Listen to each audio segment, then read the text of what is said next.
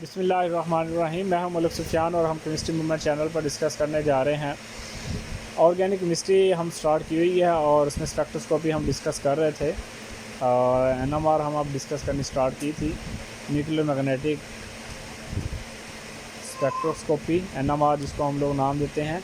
इसमें ये basic concepts ही हैं, लेकिन इसमें मैं जो डिस्कस करने वाला हूँ वो है न्यूक्लियर स्पिन। तो ये लेक्चर मैंने तैयार कर लिया था कल ही, लेकिन कुछ प्रॉब्लम्स की वजह से, लोड शेडिंग भी जिसमें थी, बारिश भी थी, इनकी वजह से मैं वीडियो रिकॉर्ड नहीं कर सका। तो now we will discuss about NMR का पार्ट 3 है, हम वो डिस्कस करने जा रहे हैं।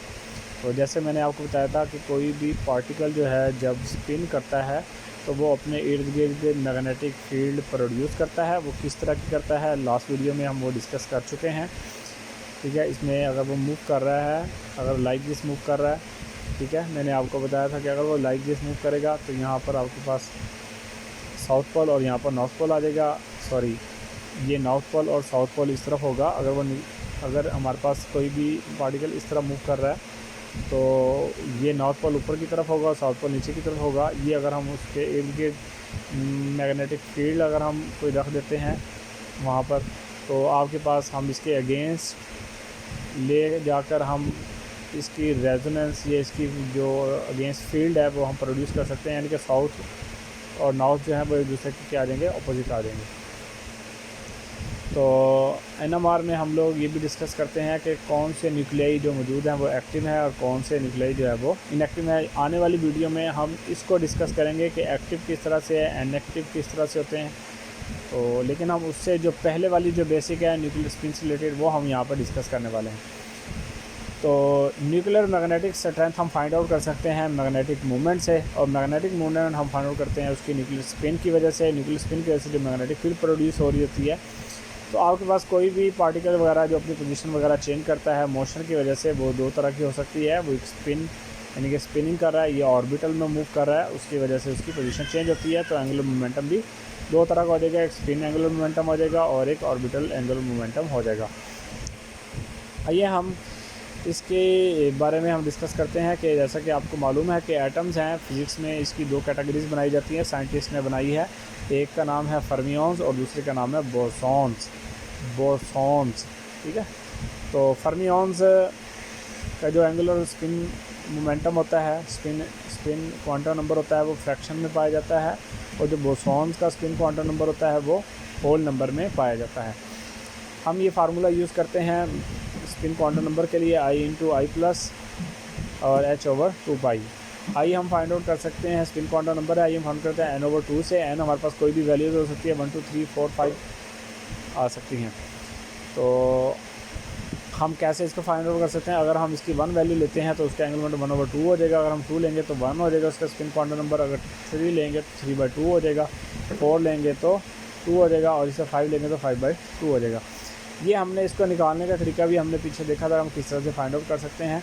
तो स्पिन क्वांटम नंबर से हम क्या फाइंड आउट कर सकते हैं? एंगुलर मोमेंटम भी फाइंड आउट कर सकते हैं। एंगुलर मोमेंटम हमें बताता है किसी भी न्यूक्लियाई की मैग्नेटिक मोमेंट के बारे में। तो अब इस हिसाब से देखा जाए तो फर्मियंस हमारे पास किस तरह से हो सकते हैं? जैसे मैंने बताया फ्रैक्शन में हो सकते हैं, तो 1/2 3/2 5/2 ये फर्मियंस कहलाएंगे। और मैंने बताया था बोसॉन्स होते हैं वो होल नंबर में होते हैं, 1 2 3। ये इनमें जो वैल्यूज़ आएंगी स्पिन क्वांटम नंबर की वो क्या होंगी? बोसॉन्स की होंगी। आइए हम ये भी देख लेते हैं कि फर्मियंस क्या होते हैं।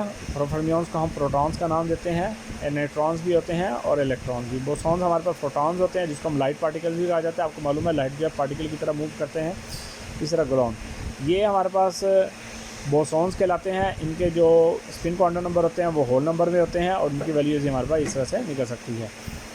तो याद रखिएगा, हमने पॉली एक्सक्लूजन प्रिंसिपल पढ़ा था जिसमें हमने बताया था कि 2 से 2 इलेक्ट्रॉन्स जो हैं उनकी सेम एनर्जी नहीं हो सकती। चारों क्वांटम नंबर्स को वो सेटिस्फाई नहीं कर सकते, इसलिए उनकी जो एनर्जी होती है वो चेंज होती है। हमारा जो मेन डिस्कशन होगा, 2 इलेक्ट्रॉन का एंगुलर मोमेंटम जो होता है वो सिमिलर नहीं होता या उनकी एनर्जी भी सेम नहीं होती। पॉली एक्सक्लूजन प्रिंसिपल यही हमें बताता है। तो हम ये बातों को हम ज़हन में रखकर हम आगे चलेंगे और हम अपनी माइंड में रखते हुए ये कॉन्सेप्ट को माइंड में रखेंगे और इस तरह से हम इसको मज़ीद डिस्कस करेंगे। आइए हम अब इसको डिस्कस करने वाले हैं, इसकी मेन चीज़ को। इसकी मेन चीज़ हमारे पास यही है कि हम इसको अब डिस्कस करने जा रहे हैं कि आपके पास अगर एक एटम है, मैंने यहाँ पर एटम को ये बनाया हुआ है, ये एक एटम है, ये प्रोटॉन मैंने बनाया है और ये यहाँ पर न्यूट्रॉन है, ठीक है। अब जैसा कि हमने पढ़ा हुआ कि ये पढ़ा हुआ है कि चार्ज पार्टिकल मूव करता है तो मैग्नेटिक फील्ड प्रोड्यूस करता है। हमने ये तो पढ़ा कि चार्ज पार्टिकल मूव करेगा तो मैग्नेटिक फील्ड प्रोड्यूस करेगा, जैसे प्रोटॉन है, इलेक्ट्रॉन है। और न्यूट्रॉन के बारे में हमने पढ़ा है कि उसमें कोई मैग्नेटिक फील्ड नहीं है। लेकिन आप लोग ये सुनकर हैरान होंगे कि न्यूट्रॉन भी मैग्नेटिक फील्ड प्रोड्यूस करते हैं। आपको एक और बात भी हम बताते हैं कि इलेक्ट्रिक फील्ड जैसे जैसे मूव करेगी जहाँ पर, वैसे वैसे उसका मैग्नेटिक फील्ड भी क्या करता है, मूव करता है। हम आपको ये भी बता दें कि प्रोटॉन्स और न्यूट्रॉन जो हैं वो मज़ीद जो हैं वो कुछ मज़ीद सब्सटेंस पर मुश्तमिल होते हैं। ये हमारे पास थ्री टाइप्स के सब्सटेंस पाए जाते हैं प्रोटॉन में और 3 टाइप्स के पाए जाते हैं किसमें, न्यूट्रॉन में। तो ये हमारे पास 6 हो जाएंगे, तो जिनके नाम मैं आपको बताने लगा हूँ, up down, top bottom, strange और चार्ट। ये इस तरह के 6 हमारे पास पाए जाते हैं। इन 6 की अलग स्टोरीज़ हैं जो आपको मटेरियल वगैरह अगर आप स्टडी करने लगेंगे, आपको बुक्स में या इंटरनेट पे आपको ये बहुत सारी इनकी जो है ना दिलचस्प इंफॉर्मेशन आपको मिल जाएंगी क्वार्क्स की। तो याद रखिएगा ये क्वार्क्स जो होते हैं ये फ्रैक्शन में पाए जाते हैं। जैसे डाउन की -/3 है, अप की 2/3 वैल्यू होती है स्पिन क्वांटम नंबर की, और अप की 2/3, और इसी तरह और डाउन की हो जाएगी -1/3। याद रखिएगा अप और डाउन न्यूट्रॉन और प्रोटॉन में पाए जाते हैं, और बाकी जो 4 हैं वो बाकी जैसे मैंने बताया था बोसॉन्स वगैरह में पाए जाते हैं।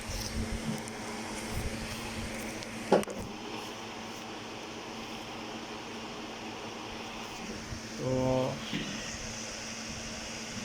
इस तरह से ये 2 तरह के पार्टिकल अप और डाउन जो हैं वो प्रोटॉन न्यूट्रॉन को बनाने में काम आते हैं।